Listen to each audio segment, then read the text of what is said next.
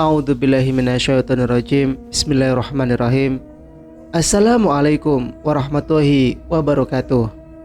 Jumpa kembali di channel Sampul Hitam yang tentunya akan berbagi cerita. Dan untuk cerita kali ini masih melanjutkan cerita yang sebelumnya yang berjudul Misteri Kehamilan Zakia.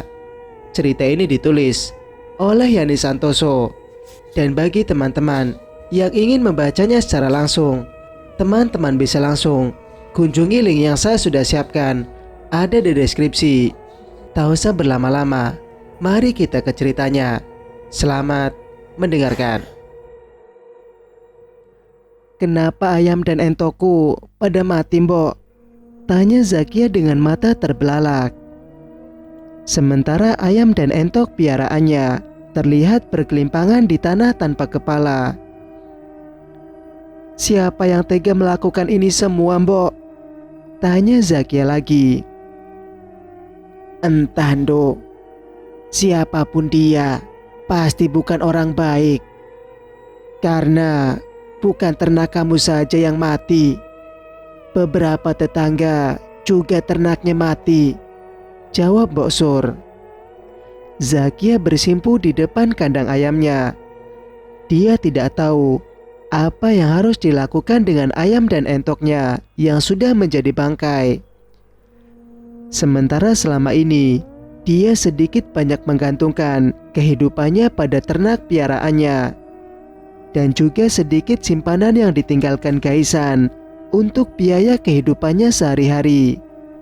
Tapi kini semua mati tanpa tahu apa penyebabnya. Yang sabar, Nduk. Ayam si Mbok juga banyak yang mati, ucap Mbok Sur, seolah tahu apa yang sedang dipikirkan oleh Zakia. Aku harus bagaimana, Mbok? Apa aku harus datang ke rumah Pak Joko? Tanya Zakia. Buat apa kamu datang ke rumahnya? Tanya Mbok Sur dengan nada kurang suka. Mbok ingatkan, kemarin Pak Joko kesini. Dia bilang akan membantuku. Jangan pernah kamu datang ke rumah laki-laki itu. Mbok tidak suka, ancam Mbok Sur. Zakia menarik napas dalam.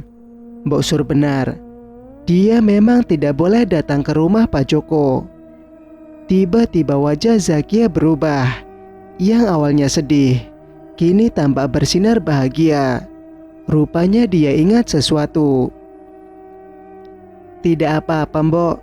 Aku tidak akan datang dan minta bantuan Pak Joko. Mas Gaisan masih punya simpanan buat kebutuhan sehari-hari. Aku gak akan kelaparan, ucap Zakia dengan mata berbinar. Mbok Sur yang menyaksikan perubahan wajah Zakia mengernyit. Dia heran, kenapa keponakannya itu begitu cepat berubah sikapnya. Dan dia lebih bingung lagi ketika mendengar kalau Gaisan mempunyai banyak simpanan. Karena sepengetahuannya, Gaisan hanya seorang buruh tani. Mbok Sur menggelengkan kepala beberapa kali. Mungkin Zakia benar. Gaisan menyisihkan sebagian upahnya untuk Zakia selama dia pergi, bisik hatinya. Nduk, kamu pasti belum sarapan kan? Ayo ke rumah Mbok. Hari ini Mbok masak banyak, lanjut Mbok Sur. Dia bermaksud mengajak Zakia ke rumahnya untuk sarapan bareng. Sebaiknya gak usah, Mbok. Saya kan belum mandi, tolak Zakia malu-malu sambil memperhatikan dirinya sendiri. Sesekali dia mengendus tubuhnya sendiri. Baiklah. Tapi setelah mandi, segera ke rumah Mbok ya, ujar Mbok Sur sebelum wanita tua itu berlalu, meninggalkan pekarangan belakang rumah Zakia. Terima kasih, Mbok, teriak Zakia. Sementara itu, Mbok Sur sudah menghilang di antara rimbun pohon pisang dan singkong. Saat berada di tengah-tengah kebun, Mbok Sur menghentikan langkahnya. Dia menoleh ke arah Zakia yang masih berdiri di tempatnya, karena dia seperti melihat seseorang yang berdiri tidak jauh dari Zakia dan tengah memperhatikan dirinya. Mbok Sur menajamkan penglihatannya untuk bisa lebih jelas melihat ke arah Zakia, tepatnya di sebelah Zakia.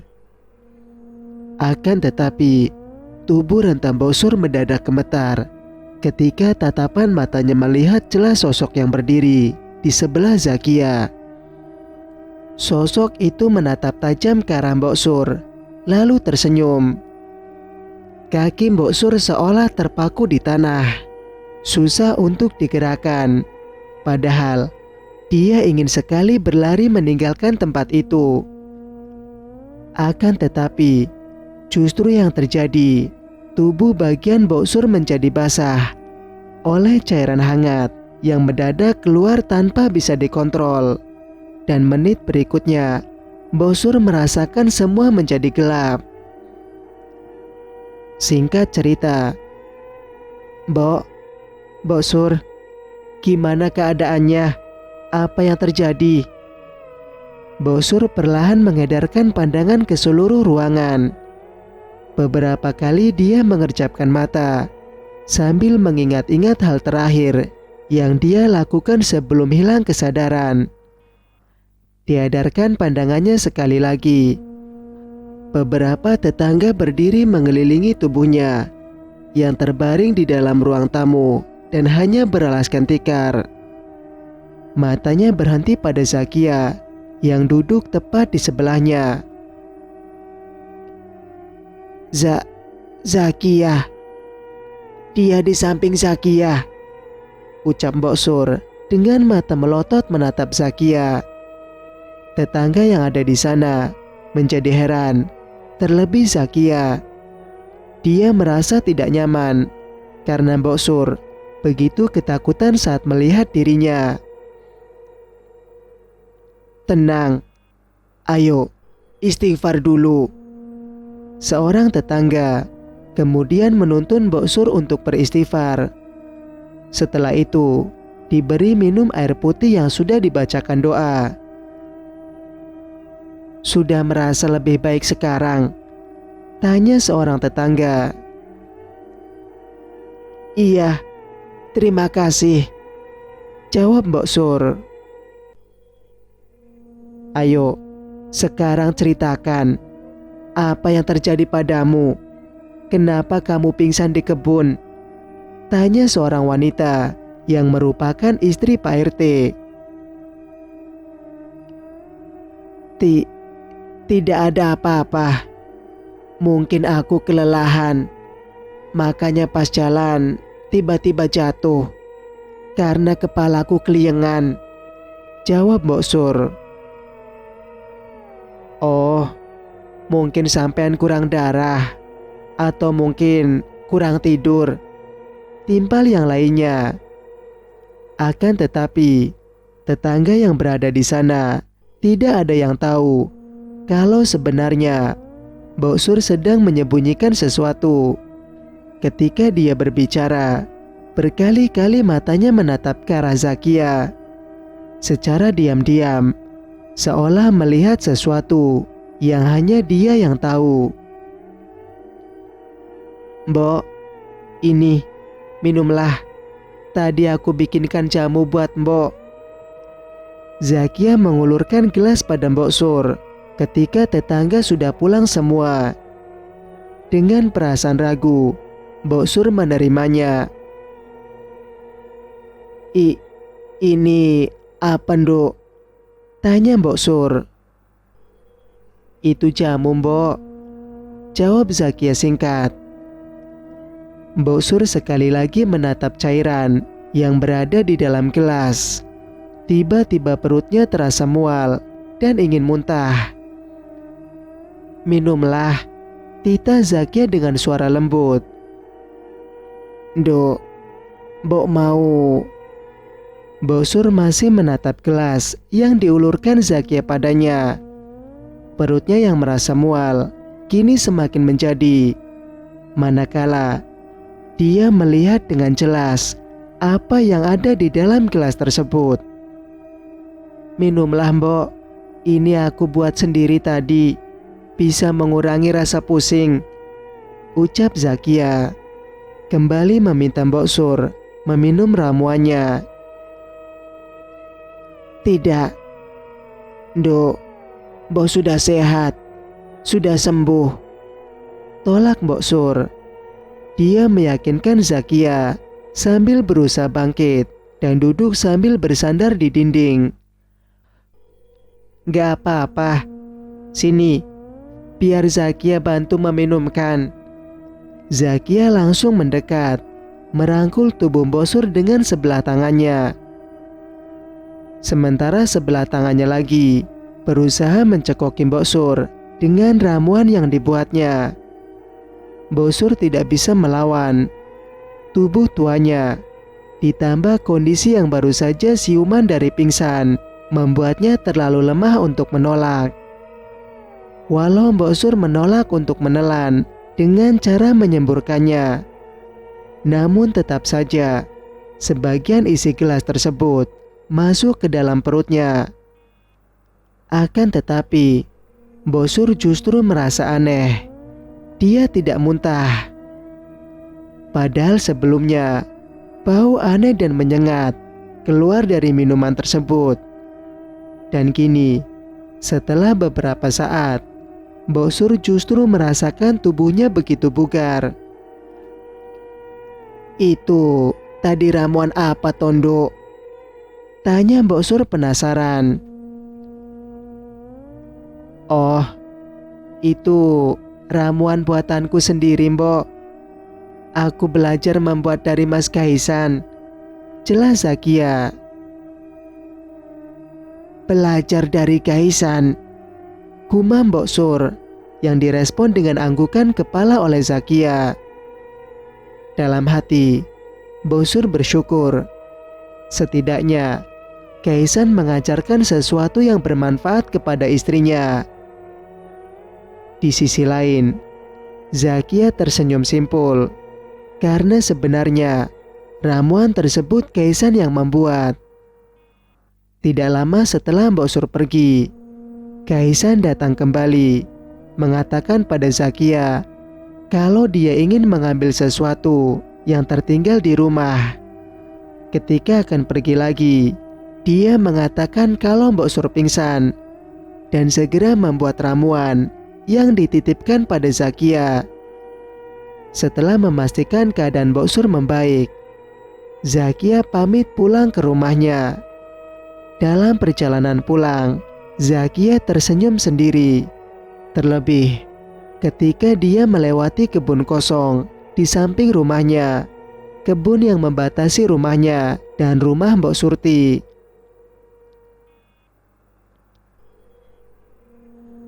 "Kamu sudah memberikan ramuan itu pada Mbok Sur kan, Dek?"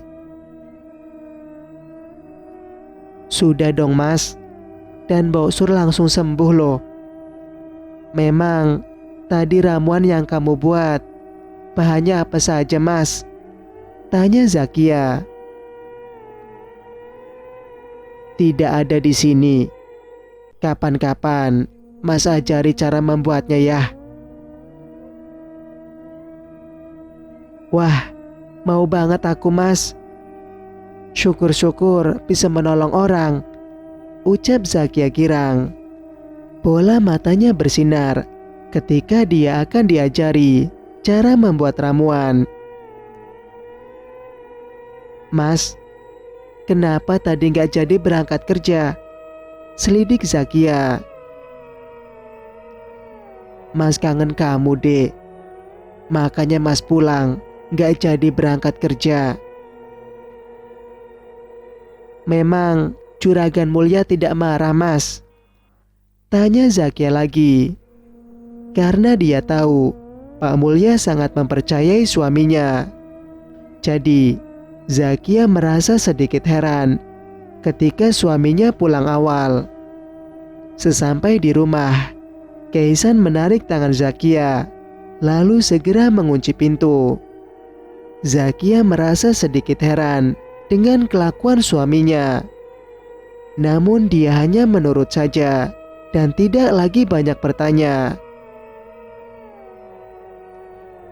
Kaisan membawa Zakia ke dalam kamar, menyuruhnya duduk di tepi tempat tidur.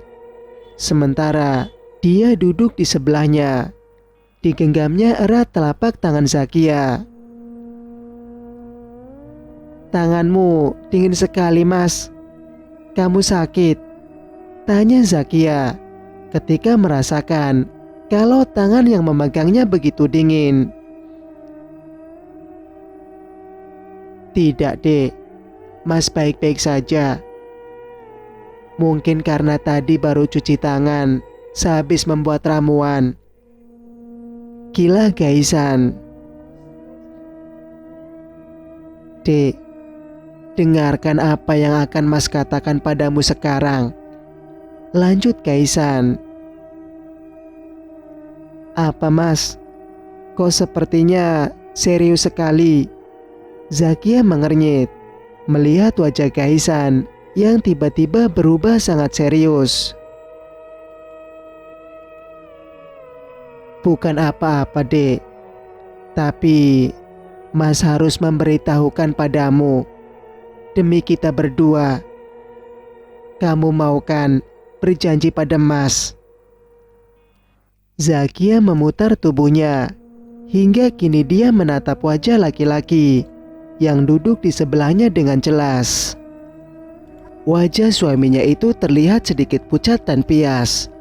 Bahkan ada sorot kekhawatiran terpancar dari matanya. "Mas Kaisan, mau ngomong apa sih?" selidik Zakia. Kini dia juga mulai penasaran. "Mungkin dalam 2 hari ini Mas tidak bisa pulang, Dek." "Kenapa nggak pulang, Mas? Apakah kamu akan kerja jauh lagi?" tanya Zakia dengan suara lirih. Dia kini merasa takut. Takut kalau Kaisan akan pergi jauh lagi, seperti yang pernah dilakukannya dulu.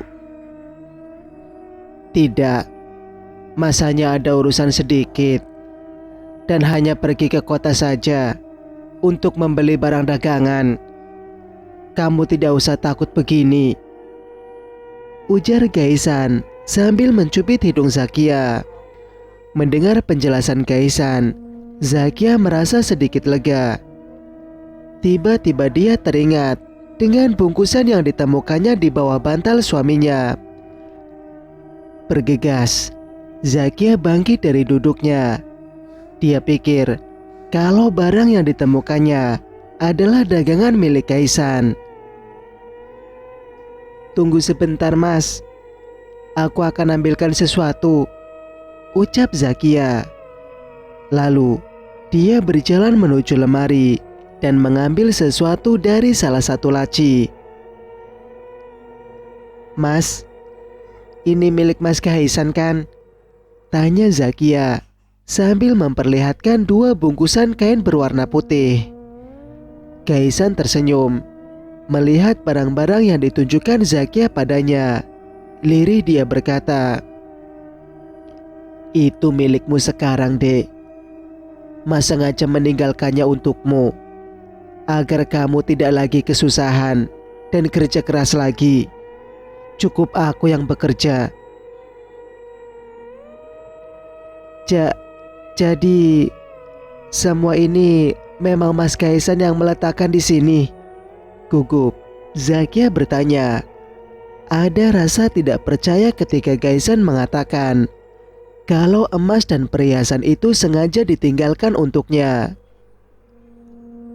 "Iya, itu semua buat kamu, sayang," jawab Kaisan. "Satu hal lagi, Dek, dan ini sangat penting.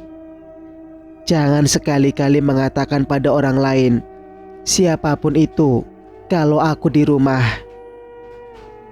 Zakia mendongakkan kepala, menatap tajam manik mata Kaisan. Dadanya berdesir ketika laki-laki yang ada di depannya itu menatap balik matanya. "Tapi kenapa, Mas?" Zakia bertanya.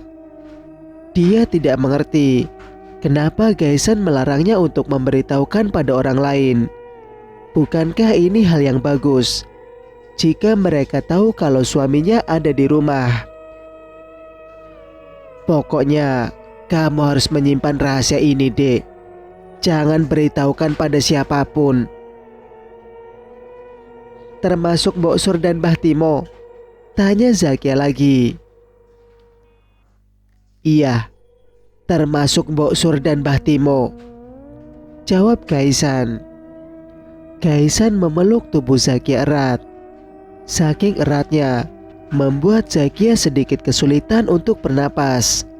Namun, dia tidak menghiraukan dan lebih memilih untuk menikmati pelukan suaminya. Terlebih, suaminya akan segera pergi lagi untuk beberapa hari ke depan. Dia ingin menikmati setiap detik kebersamaan mereka. Singkat cerita, malam semakin larut dan Zakia memutuskan untuk segera tidur. Karena malam ini Gaisan tidak akan pulang ke rumah. Tidur seorang diri membuatnya merasa gelisah. Zakia hanya bisa memejamkan matanya saja. Namun pikirannya menerawang entah kemana. Berkali-kali dia membalikkan tubuhnya ke kiri dan ke kanan. Namun tetap saja dia tidak bisa tidur. Pikirannya selalu teringat Gaisan. "Mas, apa kamu sudah tidur?" gumam Zakia seorang diri. Sementara itu di rumah Pak Joko, tampak seorang pria sedang duduk bersila di kamar belakang. Mulutnya komat kamit membaca mantra. Sementara itu, asap mengepul dari dupa yang terbakar. Bau kemenyan bercampur asap dupa memenuhi ruangan. Tiba-tiba, lampu di dalam kamar padam. Hanya menyisakan cahaya yang berasal dari lilin yang diletakkan di atas meja. Seiring dengan padamnya lampu di ruangan tersebut, muncul asap hitam dan tebal di dalam kamar. Perlahan, asap hitam itu menipis lalu menghilang, sehingga terlihatlah sosok lain yang ada di dalam kamar itu. "Dimas, kamu datang juga, Nak," ucap Pak Joko. Sosok yang dipanggil Dimas itu tersenyum, lebih tepatnya menyeringai.